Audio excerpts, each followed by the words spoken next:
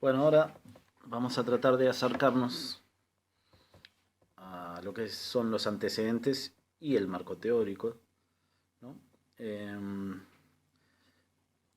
en función de explicitar un poco más las funciones, digamos, de algunos conceptos en la investigación.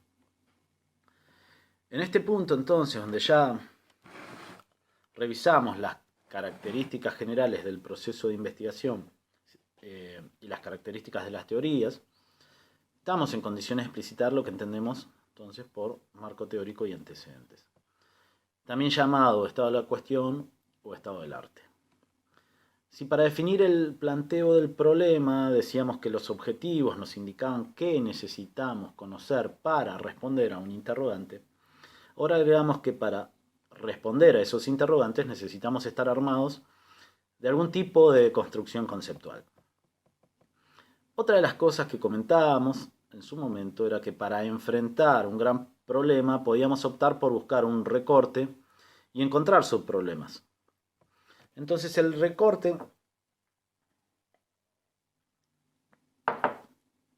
que hacemos es la elección de un espacio temporal circunscripto para analizar las relaciones que queremos estudiar o el fenómeno considerado, con lo cual también es un recorte de contenido.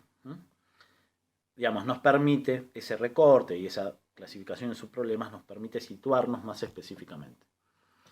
Un consejo provechoso para que avancemos en el desarrollo resulta entonces de recorrer el camino que nos marca ir de lo general a lo particular, es decir, hasta nuestra situación problemática.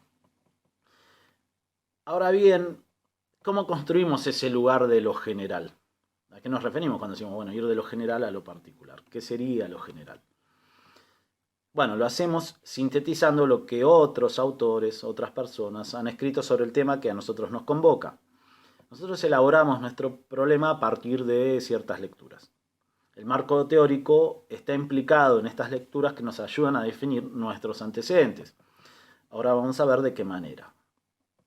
El desarrollo de los antecedentes se realiza a través de la lectura bibliográfica sobre el tema. La lectura, digamos, que nosotros podamos hacer sobre el tema, digamos, tiene que poder hacerse respondiendo a qué se ha dicho, quién lo ha dicho, cómo lo ha dicho, en primer lugar, pero agregando dónde y cuándo, es decir, a la circunstancia en que esto fue expresado. Se supone que el estado del arte o el estado de la cuestión abordan cuestiones un poco más concretas y empíricas antes que cuestiones teóricas y más abstractas, pero para nuestros objetivos son sinónimos antecedentes, estado del arte y estado de la cuestión. En todo caso, de lo que se trata es de realizar un balance del conocimiento sobre ciertas áreas temáticas en las cuales se encuentra nuestro problema. Los elementos que podemos articular para armar el estado actual de un tema son sus ramas más cercanas en el tiempo, el balance para establecer aportes, perspectivas, nuevos rumbos y propuestas para seguir en ese plano. Nos podemos plantear tres etapas en la confección de los antecedentes con los que pretendemos relacionar nuestra investigación. Una es una etapa es de tipo heurístico, es decir, de acumulación de conocimientos y de búsqueda y selección de autores y perspectivas. Otra etapa, que podemos llamar hermenéutica, se trata de la comprensión que hacemos nosotros del material que fuimos seleccionando, buscando, encontrando en la primera etapa. Por último, tenemos una etapa de tipo comunicativa, en la cual expresamos y presentamos analogías y diferenciaciones entre autores que fuimos seleccionando. Entonces, estos podrían ser tres filtros para que nosotros realicemos la búsqueda del material, ¿no? Que apliquemos a esos materiales que encontramos. Sí, con estos filtros, entonces nosotros podemos situar bien nuestro problema a partir de otros autores y dilucidar qué interrogantes intentaron responder, qué perspectivas teóricas utilizaron, qué conceptos tuvieron como herramientas analíticas para aplicar en contextos determinados, qué tipo de conflictos abordaron, qué métodos y técnicas colaboraron a trazar el camino de la investigación que produjeron, qué fuentes utilizaron, cómo presentaron esos datos. Es decir, que analizamos el proceso de investigación que llevaron a la práctica otros investigadores a través del producto final que nos presentan esos autores. Creo que puede ir ya quedando claro que estos elementos listados para la confección de esos antecedentes nos dan pautas para construir nuestro marco teórico. De la misma forma que vamos circunscribiendo temas, perspectivas, formas de abordaje, también lo hacemos con una mirada atenta a ciertas categorías y conceptos que nos sirven a nosotros para definir nuestro problema. A ver, el estado de la cuestión, además de relacionarnos con una discusión sobre un tema e integrarnos de alguna manera a esa discusión, colabora para que tomemos, usemos y reformulemos categorías, conceptos, modos de proceder, que son indispensables para intentar comprender nuestro referente empírico. Recuerden que el problema era científico si nosotros podemos integrarlo en una red de conceptos. Esto no quiere decir que nos llenemos con cantidades de páginas que no podamos manejar, sino que debemos leer atentamente las discusiones producidas en un campo de conocimientos para seguir el trazo ese que los autores han marcado. Tampoco se trata de tirar así nomás lo leído, digamos, bueno, vamos poniendo así sin sentido, digamos, esas cosas, sino que las articulamos de alguna manera, las elaboramos en función de la importancia que le damos para alumbrar nuestro problema. Es decir, que hacemos una lectura intencional que luego vamos a usar para afinar nuestro marco teórico. Gran parte de esta tarea, ustedes por suerte, la van a tener resuelta para el segundo parcial porque se van a basar bastante en los proyectos que analizaron, porque de ahí van a depender un problema. Entonces ciertas categorías, cierto estado de esa discusión, lo van a sacar justamente del proyecto que analizaron. No quiero decir que copien tal cual, porque a lo mejor alguno deriva hacia algún concepto que no está pensado en el proyecto original, pero básicamente ya tienen ese marco construido, tienen esa, digamos, esa labor bastante allanada. Un ejemplo que les di en el instructivo del parcial intentaba relacionar los momentos del proceso, ¿sí? Si el tema, digamos que nosotros lo podemos pensar en este caso, en este ejemplo, como las reformas en los sistemas organizacionales de la burocracia estatal y la participación sindical. Perdón, digo de nuevo. Las reformas en los sistemas organizacionales de la burocracia estatal, por un lado, y la participación sindical. Es decir, alrededor de esos dos conceptos que tenemos para ir trabajando y circunscribir para luego, digamos, abordar nuestro problema, el estado de la cuestión deberá incluir material relativo, entonces, a sistemas organizacionales y su funcionamiento, en virtud de definir mejor a qué tipo de sistemas queremos abocarnos, y cómo enfocar un problema de este tipo. Esta búsqueda también debería incluir tal vez autores que hayan trabajado en reformas institucionales y el modo de funcionamiento sindical al interior de este tipo de organizaciones. ¿Sí? Entonces, a partir de conceptos empezamos a buscar material. Esto es lo que les quiero transmitir. Es como asimílenlo, aunque no es tan sencillo como las búsquedas de Google. A partir de algún concepto, nosotros vamos tirando ese hilo para ver qué hicieron otros autores. Entonces tenemos esos conceptos principales. En este caso, la relación del estado de la cuestión y el marco teórico la podemos graficar a partir de este ejemplo precedente. Piensen que sistemas organizacionales y participación sindical, en este ejemplo que les estoy dando, pero ustedes bien pueden pensar esto para sus propios trabajos, el trabajo que tienen que analizar, son dos conceptos que se definen teóricamente a partir de nuestra descripción y reformulación de autores y corrientes que nos resultan viables para comprender nuestro problema. De manera que no existe un tabique que va a separar tajantemente estas operaciones, el marco teórico y los antecedentes. Solo que ponemos el acento en cuestiones diferentes en cada caso. En el primer caso, ¿sí?, en los antecedentes, se trata de integrar nuestro problema a una discusión temática más general. Y en el marco teórico, escogemos y construimos conceptos relevantes para nuestra investigación. El marco teórico entonces selecciona categorías y conceptos para aplicarnos a nuestro objeto de estudio. Estos conceptos pueden venir de una teoría, de varias, de trozos de teorías, pero a condición de que las hagamos dialogar coherentemente. Con lo cual el marco no debe ser la transcripción literal de una teoría, sino que se trata de adecuarla a nuestros fines particulares, tratamos de buscar categorías que nos sirvan para explicar el trozo de realidad que estamos tratando de abordar. Es decir, es una especie de caja de herramientas a la que echamos mano. Nosotros acá, para nuestro caso, vamos a tomar como sinónimos marco teórico, marco referencial o marco conceptual. La noción importante, en todo caso, a destacar es que tiene el propósito de dar a la investigación un sistema coordinado y coherente de conceptos y proposiciones que permitan abordar el problema. Se trata de integrar al problema dentro de un ámbito donde éste cobre sentido, incorporando los conocimientos previos relativos al mismo y ordenándolos de alguna manera, de modo tal que resulten útiles a nuestra tarea. Es una especie de acumulación que nosotros podemos ir haciendo. Insisto, no una acumulación así que vamos metiendo todo en una bolsa, sino una acumulación elaborada, podríamos llamarle. El fin que tiene el marco teórico es el de situar a nuestro problema dentro de un conjunto de conocimientos que nos permite orientar nuestra búsqueda, nos ofrece una conceptualización adecuada de los términos que vamos a utilizar. Y esta es una idea importante de los términos que vamos a utilizar. Vamos a tratar de ver por qué. Las categorías, podríamos decir que son las especificaciones de esos conceptos en una situación dada.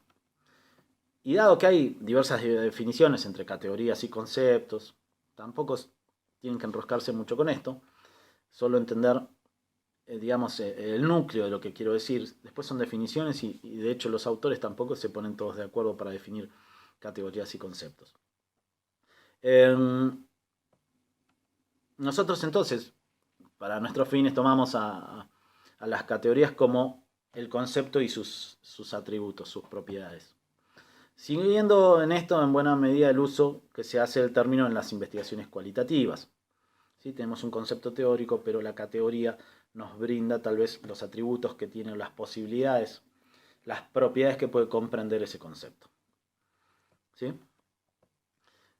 No importa, pero en definitiva, mediante el marco teórico, es que definimos, valga la redundancia, teóricamente, las categorías principales que vamos a utilizar para luego, en el camino metodológico que nos trazamos, hacerlas operativa a mi investigación.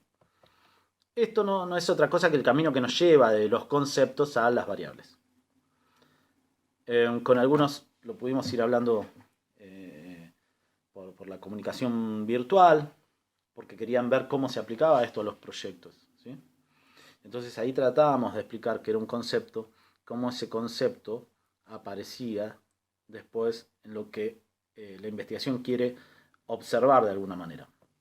Es decir, los conceptos o categorías recorren el tema. A ver, ¿por qué recorren el tema?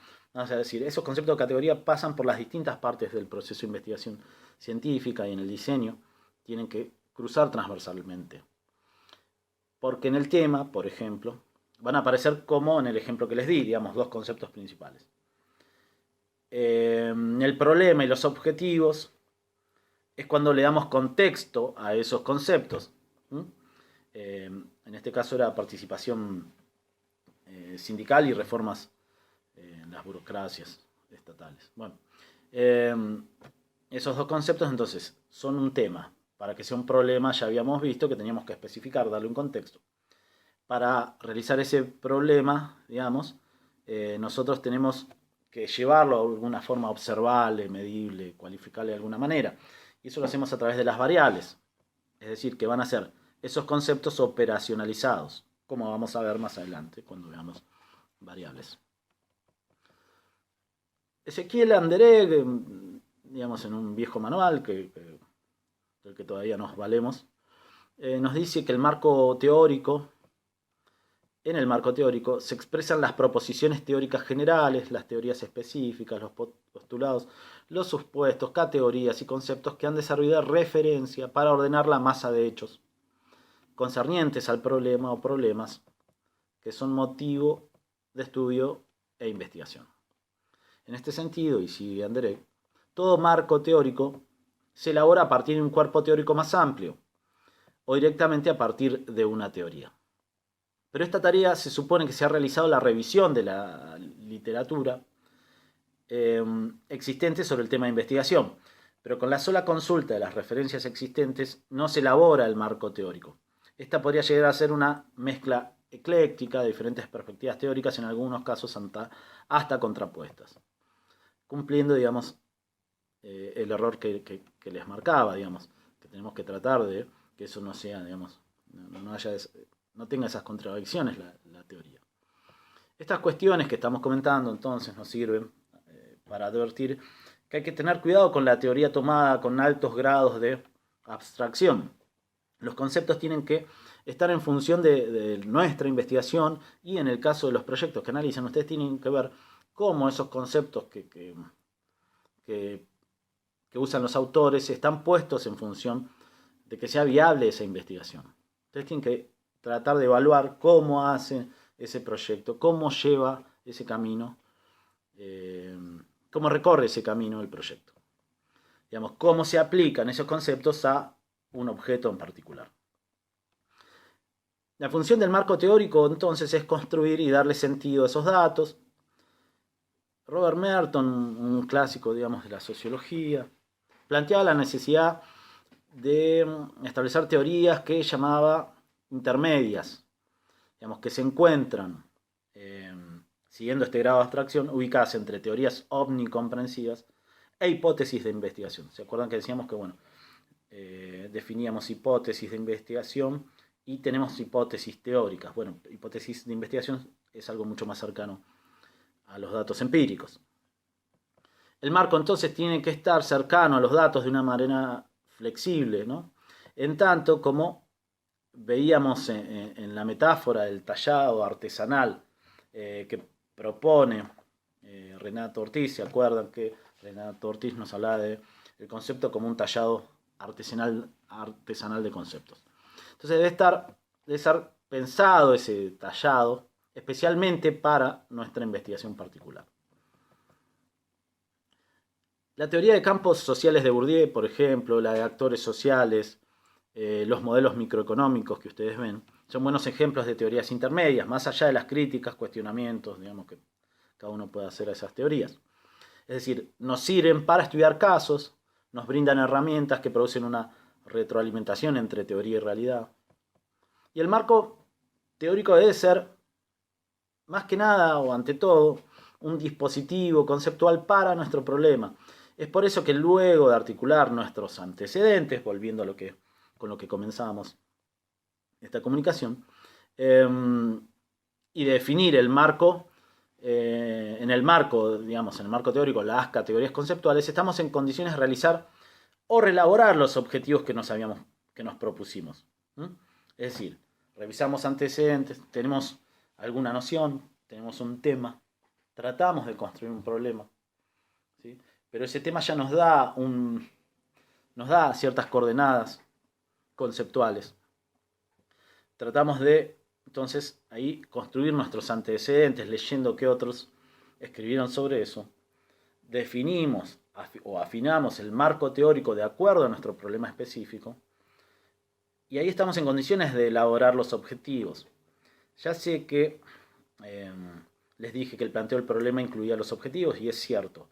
Pero siempre hay una ida y vuelta, digamos, cuando uno empieza a plantear un problema y va realizando los antecedentes y afinando el marco teórico, pueden ser revisados esos objetivos, reelaborados. Es más, debería ser así.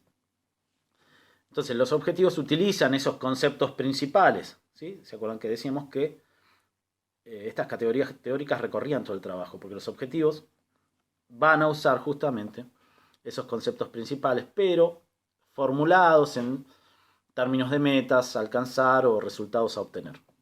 En el ejemplo que comentábamos, el objetivo general utilizaría los conceptos principales de la siguiente manera.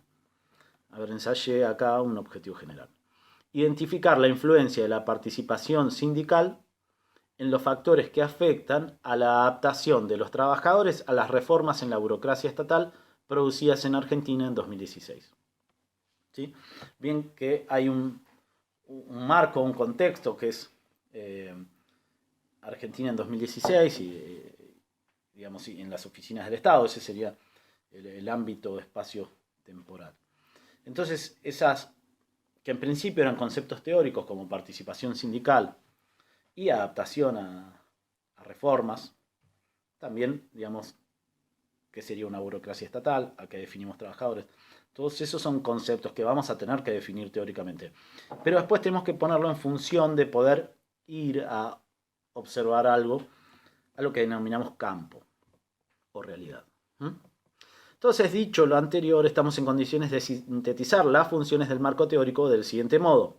Ayuda a prevenir errores, orienta cómo llevar a cabo el estudio, amplía el horizonte del estudio, conduce al establecimiento de hipótesis, inspira nuevas líneas de investigación, provee un marco para interpretar los resultados. Bueno, con esa síntesis entonces nos despedimos y lo que viene es algún tipo de explicación sobre las hipótesis en las ciencias sociales, que eso claramente lo vamos a estar relacionando con las variables de la investigación.